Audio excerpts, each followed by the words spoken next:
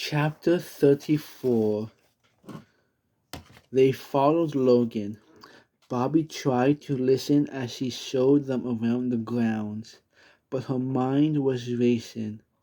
She paid attention, however, when Logan showed them his menagerie of turtles. For breeding purposes, he explained. I don't know why, but zombies will go out of the way to stomp turtle eggs. Logan chuckled. So the eggs come in handy when you need to control which way a zombie's gonna go. Helps you herd the horde, you could say. By this point, Bobbie was nearly vibrating with anger. The more time she spent with Logan, the more her suspicions about him began to seem infutable. If she was right, they were dealing with a monster more terrifying than any zombie.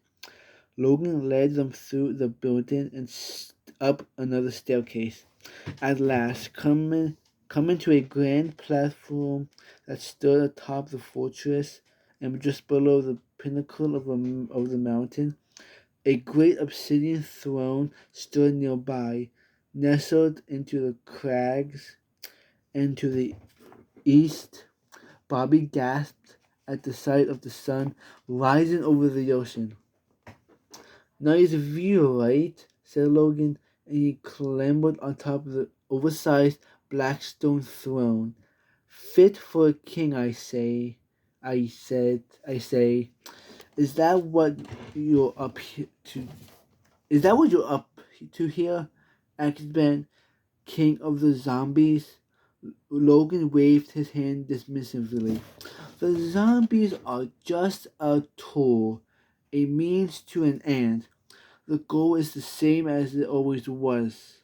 Loot. Speaking of loot, there were a few things missing from that chest. Some emeralds, some gold. Logan fiddled with a red-tipped scepter that had been built into the wall beside the throne. I am rich now. I'm sure I can have Ben to scrounge up some emeralds for you. Make it eight Make it 8 ingots of gold, and we can call it even, said Ben. And then we'll get out of your hair and let you get back to counting your riches. Hold on, said Logan. You haven't heard my pitch yet. Enough, said Bobbie. I'm sick of playing your games, of of humoring you. She hefted the diamond pickaxe Ben had given her, wielding it like a weapon. Ben stepped in front of her, tried to calm her down, but she ignored him, keeping her eyes on Logan and his unstationary throne. Logan, did you have something to do with what happened to Plaintown? Logan held up his hands. Guilty as charged, he said gibbily. Plaintown was our trial run. What does that mean? Bobbie snarled, sensing her distress. Johnny snarled too when Logan answered, but he addressed Ben instead of her. You remember what it was like, Benny? Long hours spent in the dark, digging at random for loot, then happening on a village by chance and hoping they had something worth training for or taken. Logan swept his arms out. What we needed was a system, a way to be organized about our plundering. It was never about the plundering for me, Ben argued. Right, sure, Logan said. You can fool yourself and your little friend here, Ben, but you can't fool me.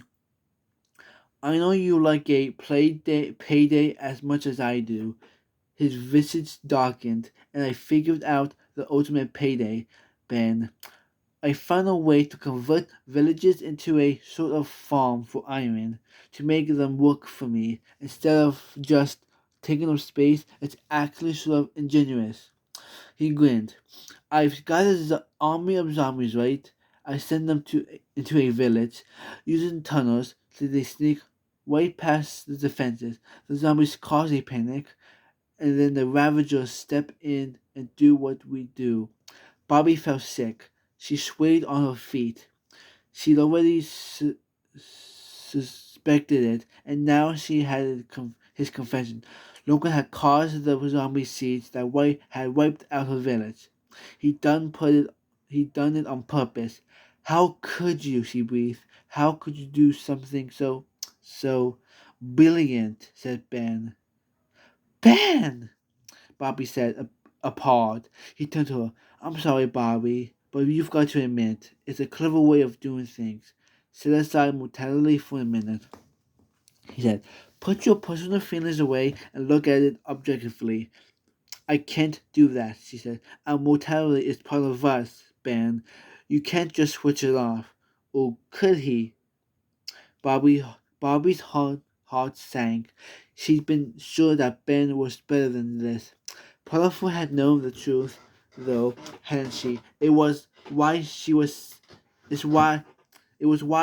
still hadn't told him she she lost the emeralds. I'm expanding, Ben, continued Logan. The truth is, the operation's gotten a little big, and the Ravagers could use a little more help.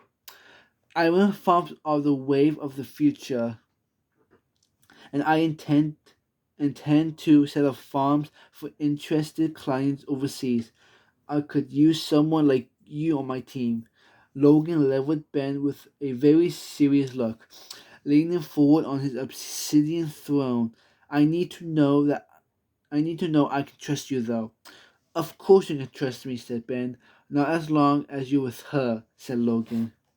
He ran his hand along the scepter. And don't blame me, I've been nothing but hospital. She's the one who's being stubborn. If he thought Bobbie had been stubborn so far, he hadn't seen anything yet. She took a step forward, ready to pull him right off that throne of his. Then she noticed something. The scepter beside the throne. It was familiar.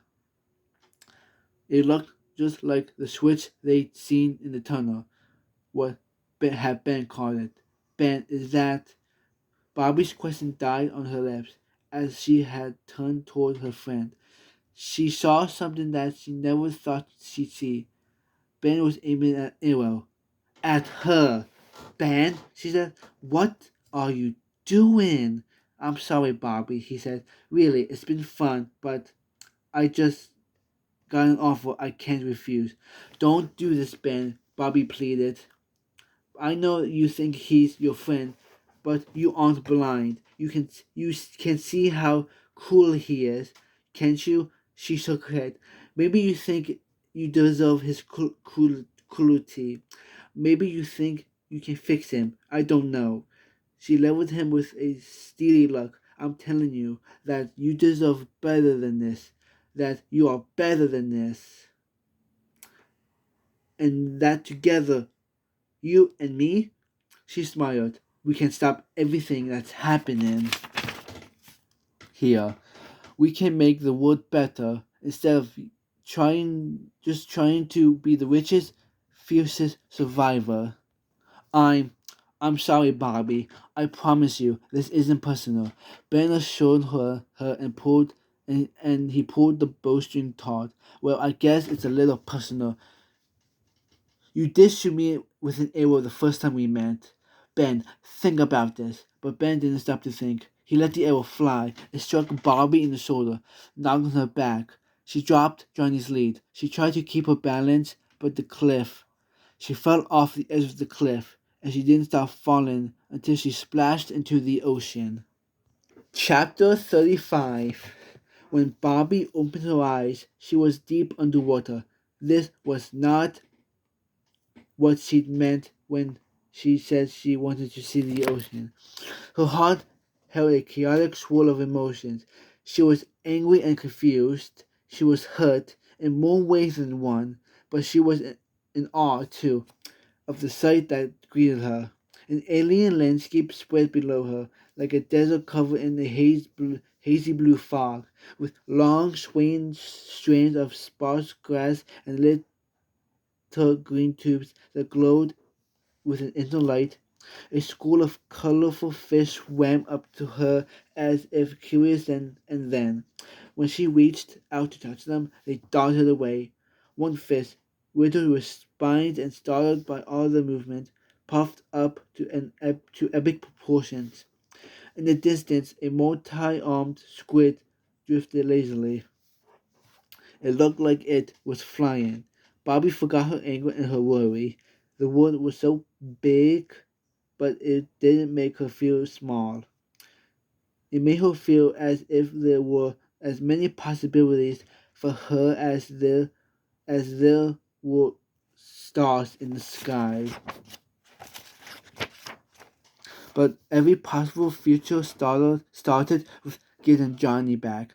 She wouldn't let Logan and Ben use her brother as a tool to hunt others. Bobbie gritted her teeth, pulling Ben's arrow from her shoulder. She decided then and there that she'd make him eat that stupid glowing sword of his. He regretted the combat lesson he'd given her. That was for certain. She began swimming for the surface, but then thought better of it.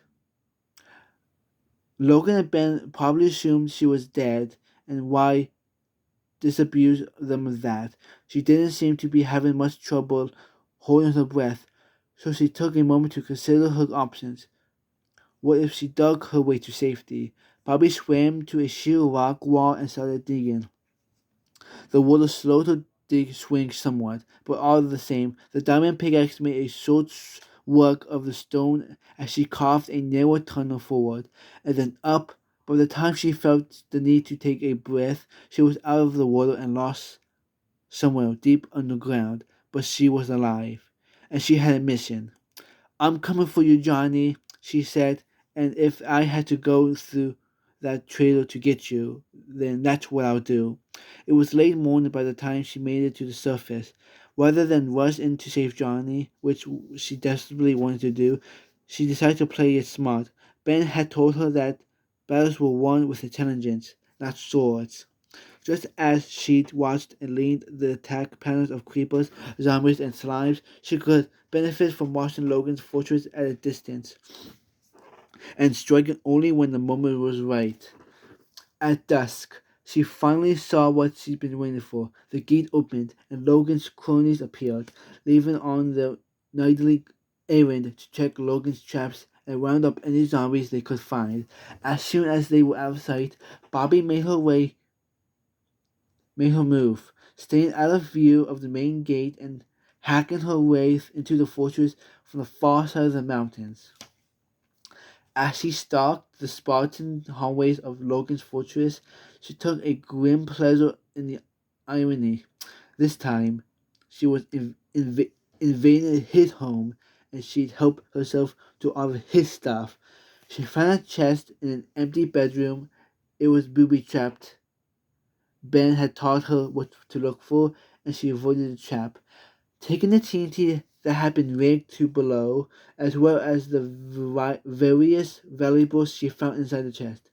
She didn't even have a use for most of it, but depriving Logan was a reason though enough. After a few more rooms and a few more booby-trapped chests, Bobbie found Ben sleeping soundly in one of the many identical bedrooms. She closed the door behind her and kicked him out of bed. "Slime balls," he said, rubbing the sleep from his eyes, and then, to Bobbie's surprise, he smiled. "Thank goodness," he said. "I spent half the day looking for you." Bobbie glared at him, and he fidgeted nervously. So, how are you? You look good." "All that iron, really, brings out the steely resolve in your eyes." "Save it," said Bobbie, and she shoved her sword under his chin. "The only thing I want to hear from you is where I can find Johnny." Ben raised his arms and looked nervously at the blade. "He's perfectly safe. He's in the pit with all the other zombies." "He's safe," Bobbie said, unamused, "surrounded by zombies. They won't hurt him. I watched him to be sure. He only seemed to fight other zombies when you were endangered by them. Ben swallowed hard. That's why I shot you. It was the only way I could save you both. My hero, Bobbie said. Honest, didn't you see that redstone torch? The one by Logan's throne? Ben put one hand on her blade, gently pushing it away. We were on a trapdoor the whole time. You, me, and Johnny. If I hadn't played along, if I hadn't said and done everything he wanted, we would have all tumbled down into that pit. So instead of falling into the zombie pit together, I took a surprise swim all by myself, said Bobbie. I'm lucky I didn't drown. I'm lucky I didn't drown. It wasn't luck, said Ben. Didn't you notice how long you were able to stay underwater without breathing? Didn't you think that was weird? Bobbie narrowed her eyes. What are you getting at? I shot you, yes, he said, but I shot you with one of my special arrows. It was tipped with a potion of water breathing. Ben shook his head. I hated to do it, but I knew you'd be okay. And now, because of that, Logan trusts me. I can sabotage him from the inside. Bobbie finally lowered her sword, so he bought it. Yes, said Ben. Unfortunately, so did Johnny. Your brother did not take kindly to my little display, so he ended up in the pit, and I ended up having breakfast with Logan. Ben gazed off wistfully. Cake for breakfast. You would have loved it, I'm sure.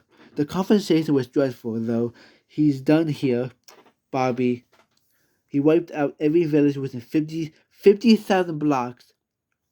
Ben clambered to his feet. He's taken his army and marching east. East? Echoed Bobbie. But east of here is the ocean, Ben finished. He's going off the edge of the map. He's going to find a whole new continent to plunder. The world was so big, Bobbie murmured, full of mystery and adventure, and it should stay that way. We have to stop him, she said. Yeah, Ben said. That's why I've been trying to figure out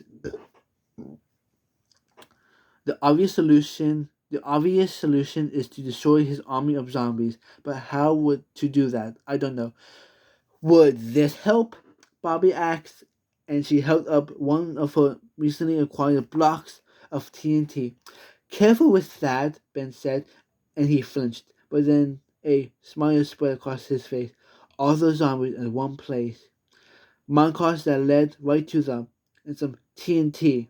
He nodded. I can work with that, but you'll have to get Johnny out of there. We'll need to time it all perfectly. Wait a minute, said Bobbie. So my part of the plan is to walk into the pit full of hundreds of zombies in the moments before the whole place blows up and find the one zombie we want to save. He easy to find, said Ben. He's the shortest zombie there by far. That actually makes him harder to spot, Bobbie argued, and I'll stick out like a blue axolotl. Not if you're invisible. Are you invis? Bobbie grinned. You have potions of invisibility? Well, said Ben, sort of. And he held up an arrow. Bobbie smiled. Bobbie's smile fell away. If we got out of this alive, we have to. We've got to brew some normal potions.